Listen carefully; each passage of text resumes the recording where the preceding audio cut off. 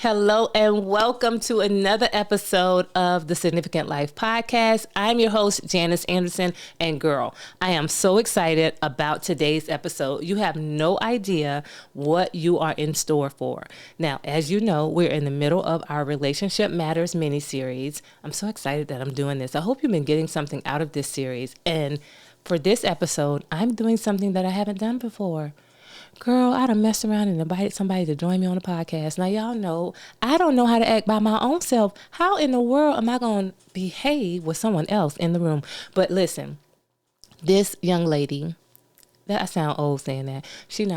Listen, I'm not old and she's not old, but this woman of God, now I sound real old saying that, is going to really encourage us. And I'm excited about our conversation because she is like us. And so if you are a parent, if you are raising a family, if you're married, if you have a business, listen, if you're trying to keep it all together while doing 1,000 things, you want to listen to this conversation with me and my good friend, ChristineStVil. So I'm not going to prolong the time. I'm going to bring Christine on with me. Hey, girl. Hey. Hey, how are you? I'm wonderful. How are you? I am great. I'm excited to be here and join you. So I'm looking forward to having fun. Awesome. So here's what I want to do, Christine. I want us to dive right into our conversation. I want us today, we're in the middle of our Relationship Matters series, and this is a series that we are hosting to preview what's coming up at the end of the month, which you'll be joining us for our masterclass. But I wanted to give our listeners an opportunity to have a sneak peek on what our conversation is going to be like. And then I really wanted them to hear from a woman who was living out loud her significant life across multiple relationships. So in a previous episode, what we talked about was how when we're looking at the relationships in our life, we realize our goal is that we have high quality and high quality relationships. We want them to be of good quality. You probably need to know what you told the people you want them to be of. This high quality. Maybe I should get my notes. Hold on. High quality and Uh, and good health. Okay. We want relationships that are high quality and of good health. Okay. So we'll talk about that a little bit, about what that means.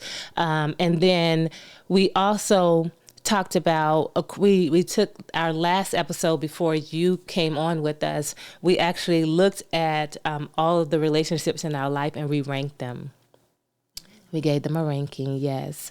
And when we were looking at the relationships in our life and we were ranking them, we were considering the relationships in our home underneath our roof. So if we were married or if we were parenting or if we had roommates, whatever's going on underneath our roof, we wanted to rank those as well. So we'll dive into that a little bit as well on this episode. But for now, I want you to tell people about you, tell them who you are, what you got going on, and then I'm going to dive right into our conversation.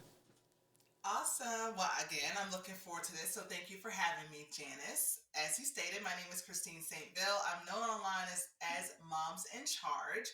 And that's because I started blogging in 2012 to help moms feel good without feeling guilty and to help them realize that they can go after their goals and dreams in addition to being an amazing mom, wife, business leader, anything that they want to have going on. And I'm also the founder of The Social Scoop, which is an agency that I started to help brands really learn how to leverage the power of social media and be able to scale their content and their brand on social. Girl, I love that. Let me tell you something. You are a bad chick. Do you hear me? First of all, let's just talk about the fact that mamas need to feel good without feeling guilty. Thank you. Yes. Thank you. Yes. Thank you. And that, girl, Yes. that's why I got you here. So Christine, as we're talking about I don't want to let me do this. Let me not brush past the fact that she's a mom that helps other moms feel good without feeling guilty while she's running a profitable social media agency. So the Social Scoop, can you just tell us a little bit about some of the clients that you serve and some of the stuff that you do? Because you made it sound like, oh, and I got a social media agency. Oh, that's cute. Okay, tell us what you do. You are funny. Okay, so my work with brands, and I've been able to work with some pretty amazing ones. It started with my blog. So I am a homeschool mom. I don't know if I mentioned that or if you Nope. mentioned that, but my my husband and I have been homeschooling our children. They are 10, 12, and 14 since my son, who's the oldest, was in kindergarten. He is clutching pearls, an eighth grader, which means he'll be going into high school next in the fall. Not Oh even my next year, in the gosh. fall. Let Oh me my just gosh. marinate on that for a second. I can't. And so, yes, so during the time when I had left my corporate job and became a stay at home mom, blogging was a way that I connected with other parents, other moms, just kind of an outlet for me. And so I had to learn how to use social media because I wanted more than just my mom and my sisters reading my blog. So that's really how things started. Just, hey, I'm going to get on social, met some amazing people, and through my blog have worked with some phenomenal brands. Can I you tell actually us a wrapped couple of them, please? I can. I have, and honestly, like my kids have been able to travel. Even their first international trip was with beaches resorts in Turks and Caicos because I was invited to a social media event that was invite only. And so beaches, I've worked with them. I've worked with Disney. I just wrapped up a campaign with Disney. And I also just wrapped up a campaign with Survey Monkey. I've worked with AT&T. I have worked with, who else have I worked with? I've worked with several people. Also some clients, some celebrity clients that I don't normally put out there, but but I have worked with some pretty awesome clients as well as brands over the years. I'm so excited about that. Oh my gosh. Thank you. Thank you for sharing that. Two reasons I wanted you to share that. One, I want our audience to know that it's not like you're, doing this small thing on the side, while you're raising your kids. Like it's really a big thing, making a big impact in the world. And then also, I feel like often women like us, we are doing amazing things and we struggle to talk about it and to really say what it is that we do. And so I want to get in the practice of doing that and then having the women in my life do it as well. So thank you for sharing that. So Thank you for Christine, asking. you're welcome. Christine, so you're amazing. You're running this business. You're being a mom, a homeschooling mom of three. Girl, listen, I got three kids too, but I'm not homeschooling, not near one of them. Do you hear me? And your wife. And so I want to ask, with those roles alone, not Christine the girlfriend, not Christine the sister, not Christine the auntie. I ain't even talking about none of that, Christine. I'm just talking about those three roles right there. My question to you is this: how do you stay anchored? That's a great question, Janice. And honestly, it all boils down to my faith. I mean, there's just in marriage alone. But I think, understanding who I am and whose I am, I think that sounds cliche, but anytime, for example, I'm grateful that, my husband and we still celebrate our dating anniversary, which is coming up on Monday. And we've been together, it'll be 23 years. Wow. 23 to 24 years that we've been together, and we've been married 16 years. And even early on when we had our kids, obviously when they're younger, it's a lot harder to, say, okay, we come first, in a marriage. But we've always demonstrated to our kids that, like, we're not playing that, pinning parents, mom and dad against each other. Like, no, we come first and then we can serve you guys, right? And so we've always kind of had that agreement, that partnership, with the kids that this is who we are. And so for me, I think it's my faith in God, it's prayer, it's also making sure that we're on the same page, when it comes to parenting. If there's something, if we have an agreement, like, we talk about it. Sometimes we might have to take a break, but we Yeah. do we do take time to talk about it, right? And then, even if it's something the kids want to do and there's an issue that we're having there, we say, hey, what do you think about this? Or, what are your thoughts about this? When it comes to parenting, it is, especially now, because they're all really busy. They're in sports. They have all these interests. I mean, it can be a lot.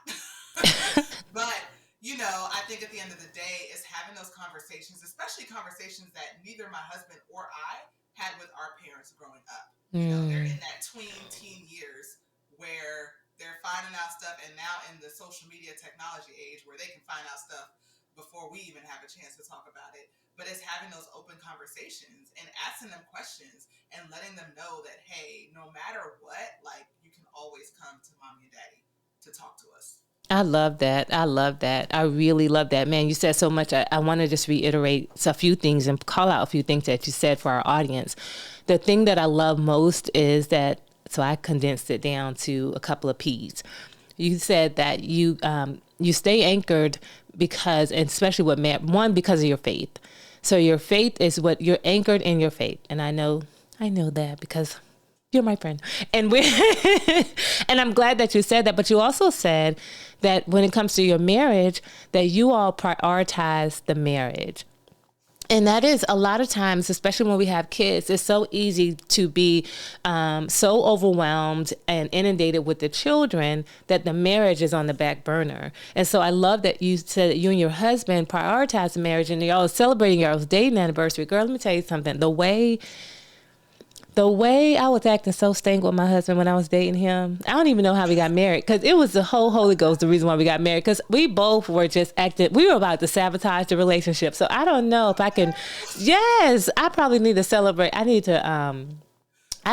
anniversary needs to be the day he proposed, because that's when I start acting right.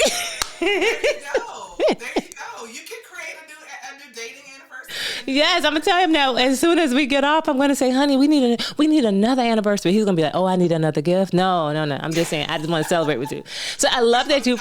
That's right. I love that, and I love that you all celebrated. And I saw the joy in your face when you talked about it. And then the other thing that you said, the other P that I pulled out, is that you make sure that you're on the same page.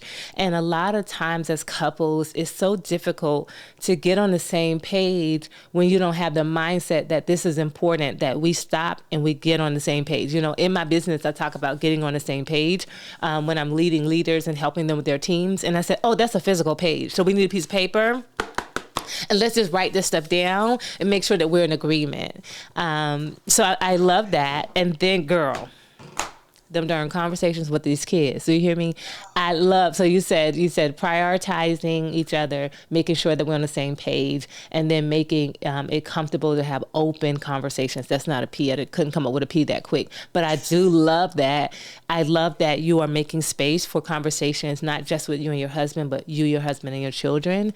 That is so good, and I think that is It's key. hard. Like, I mean, because again, like I said, and you probably experienced something similar, but my parents ain't talked to us about sex and boys, and I mean, it was none of that. Girl, and the stuff that they're talking about now, and we're going to dive into this parenting conversation, the stuff that the kids are talking about now, girl, we weren't even thinking about that stuff.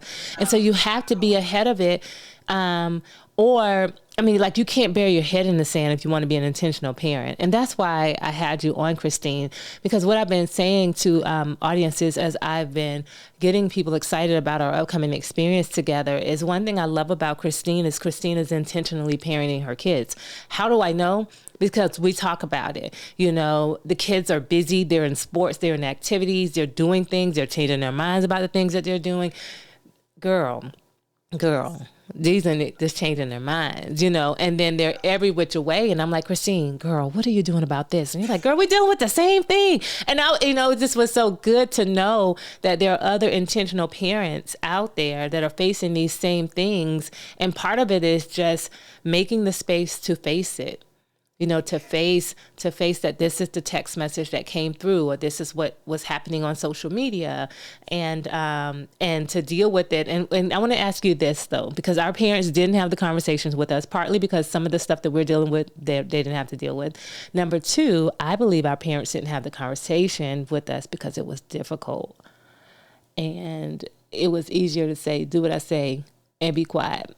So, Christine, how do you and your husband process through the difficultness, if that's a thing, the difficulty of these conversations? It's a lot. So if you've never met my husband, number one, he's a jokester. Like, to this day, even we've been together 23 or so years, but we were friends for 4 years prior to us even, dating. And so he's always invoked like humor into everything, even when stuff isn't funny. And you're just like, how are we finding a way to make this a joke?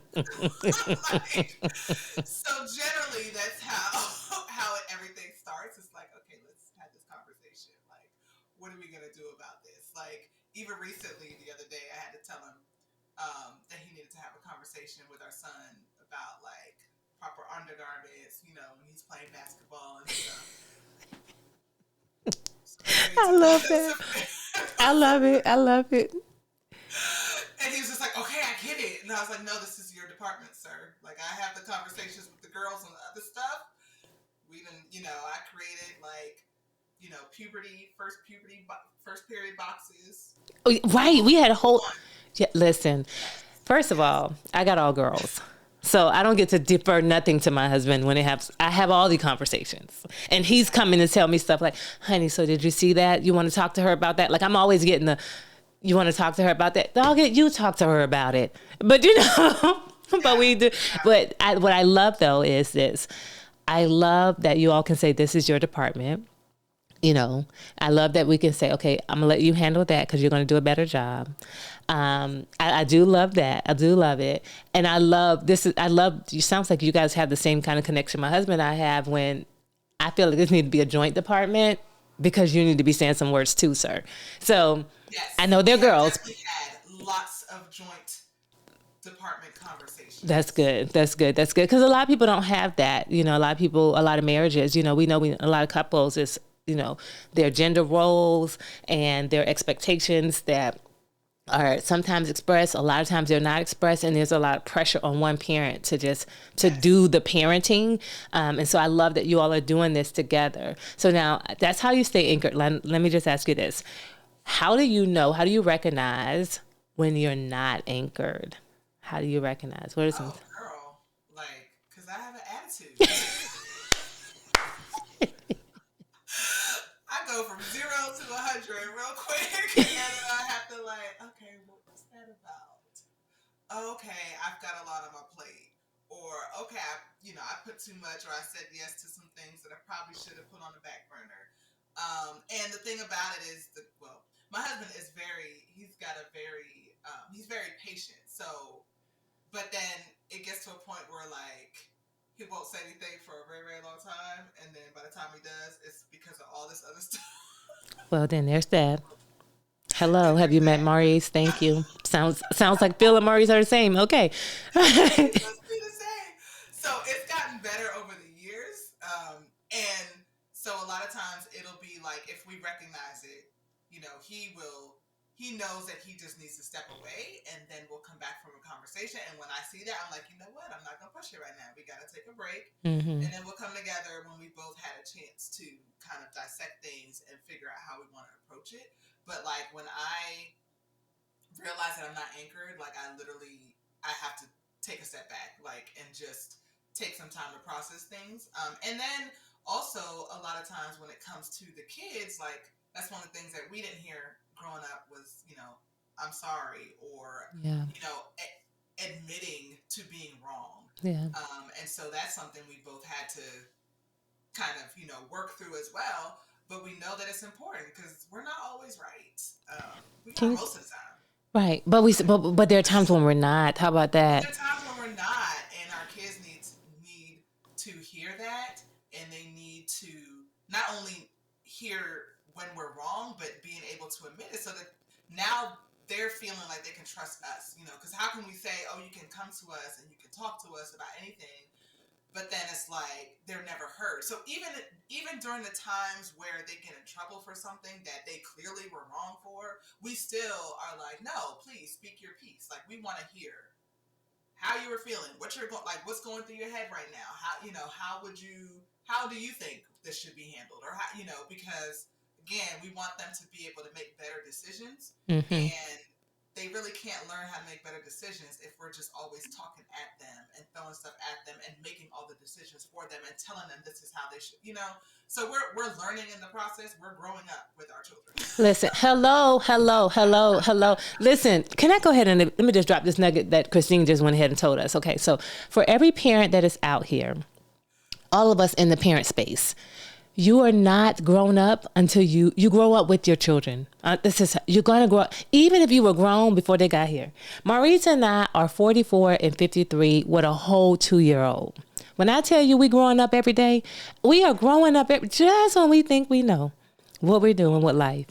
This little girl, she ain't but 2.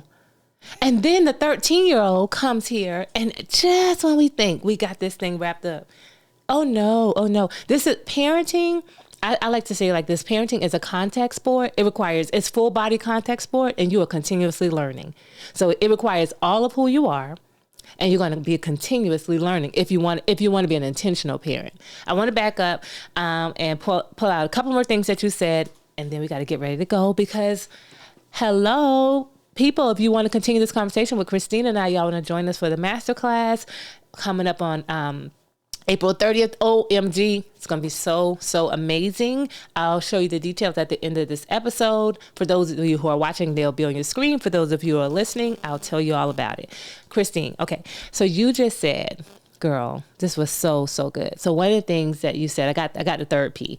So the third P, first, you rely on your faith. That's one thing. Number 2, prioritize your marriage. Number 3, you get on the same page. And number 4, you make room for peace, because that open conversations is the opportunity for them to speak their piece. I just took the words that you said and said it back to you. And I love that because you do it even with your children. And so you make space for them to be heard. And it's so important. And I wasn't raised like that. I think that's why I talk so much now or write so much now, because my mom was definitely quick to tell me to be quiet, and she didn't say be quiet. And she said something else. It wasn't no cuss word, but I ain't gonna say it on the podcast. And I was like always writing. Since I can't talk it out, I'm gonna write it out. And as soon as I got a chance to talk, I was talking ever since, hence the podcast. So I'm glad that you're offering this for your children. But what I want to say, and I hope other women can realize this. When I asked Christine, how does she know when she's not anchored? Her response was, when I put too much on my plate, when I got a lot going on. Now, she did tell us she's on 10. I got an attitude, I'm on 10, but the cause of her not being anchored is taking on too much. And I wanted that to sit with the ladies because that happens for a lot of us. I instantly lose my anchor when I put on more than I have the grace for in this season. Christine, I like to say, I like to live my life at the pace of grace. So what grace do I have right now? I might have the grace to launch this podcast, have the grace to run my membership, or not. You know what I'm saying? And when I'm operating outside of my grace zone, I start losing my ability to be anchored.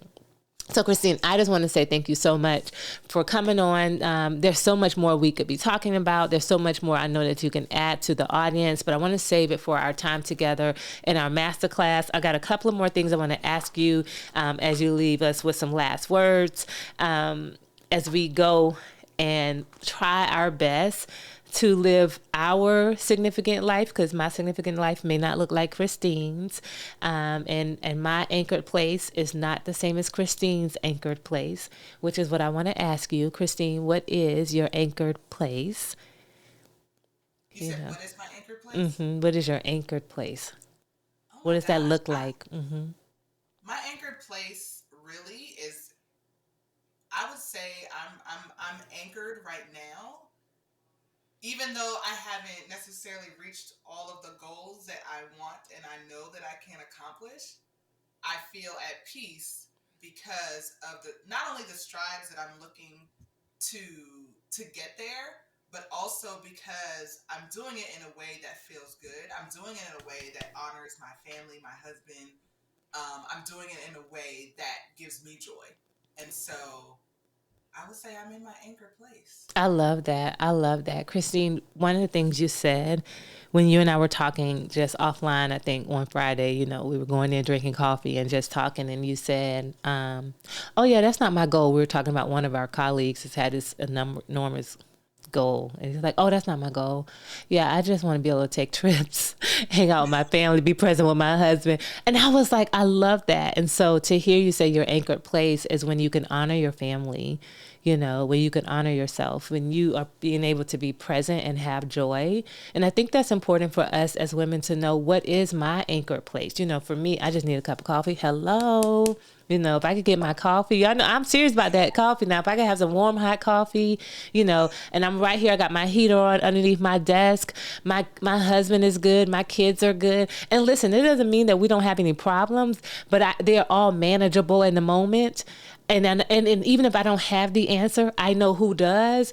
I'm good. And so I think it's so good that you said that. And I love that because it's not some place that's afar off, but it's right there. I love that. Okay. Last couple of things. Okay, so I'm going to ask you this question. It's not serious, but it's serious to me. What is your go-to lipstick? Girl. Well, as you know, I love lipstick and lashes. I know. One of the ones that I'm wearing now, which is funny, I collaborated on a lipstick line with my dear friend. She's the founder of Babs Beauty. And we collaborated on 6 lipsticks. So the one I have on now is Candy Apple Red. It's so pretty. Thank you. And I just love, so between Babs and, oh gosh, I just drew a blank on one of my favorite brands too. While you think of that, and we'll drop Babs's information inside the show notes. We'll drop the link in the show notes so you can make sure you order you some Babs, because that candy apple is looking so cute, girl. And what's your favorite lash? My favorite lash. So there's some lashes I love from Sassy Jones. And then funny enough, I also collaborated on some Christine lashes with Babs Beauty. So that's right. I have lashes there. I love a good lash, girl. I know you do. Girl, I love, and see, people may not know that about me. That's why I was like, okay, I'm so glad that we now have video version of the podcast so they can know I love lipstick and lashes. And so you're the first person to know that I'm. That's why we're here. I know, girl. We need a good lippy. Awesome. All right, Christine. Thank you so much for joining us today. As we end our part of the conversation, I want to ask you this, because I'm pretty sure you're not often asked this question, because strong women aren't often asked this question. But I wanted to ask you, what do you need right now? Oh, that's a good question, Janice. What do I need right now? What do I need right now? Like personally, professionally? Whatever. It's your choice. Mm-hmm. What do I need right now? That's a good question. I would say what I need right now, if I think about, because my professional goals tie into my personal, and I'll just share, as I'm trying to be more efficient and intentional with our homeschooling, especially with our son going into high school, I want to be able to free up more of my time with work. And so one of the things that I'm looking for and need right now is a really, really amazing project manager that understands social media so that they can do a lot of the onboarding things that I do with clients that take up the majority of my time, so that I can then carve out more time than I am now with the kids and their schoolwork. So we love that. We love it. So our whole Significant Life community is going to stand behind you with our prayers and our actions to, one, pray for more time in the way of an amazing project manager who can support the vision and goals of Social Scoop, right? Is it for Social Scoop? Okay, yeah. For Social Scoop, so that Christine can be present with her son and homeschooling with her daughters too, because she has 2 girls and a boy, because I didn't say that. All right. So Christine, thank you so much. I appreciate having you with us today. And so for the rest of you, stay tuned for the show notes where you can learn more about ChristineStVil and what all she has going on. She will be joining us this upcoming April 30th for our Significant Life Masterclass, where we're going to talk about how to create and cultivate life-giving relationships. And Christine is going to be talking about parenting, passionate marriage, and profitability. How do you do it all? Girl, I can't wait to talk more about that. All right, so if you want to know how to join us, if you're watching live, you'll see at the bottom of the screen what's coming up now is the link to register. Go to www.mysignificantlife.org/masterclass. That's mysignificantlife.org/masterclass. We will love to have you there. Bring a girlfriend with you. This is going to be amazing. It's April 30th. You can watch it from the comfort of your home or in your car. You don't want to watch it in your car. You want to be somewhere where you can write and you can really enjoy the day. And it's our opportunity to go deep dive as women in a community of like-minded women. And girl, let's just learn how to create these relationships and cultivate these relationships. Thank you so much for joining me. I'll see you in the next episode. Bye.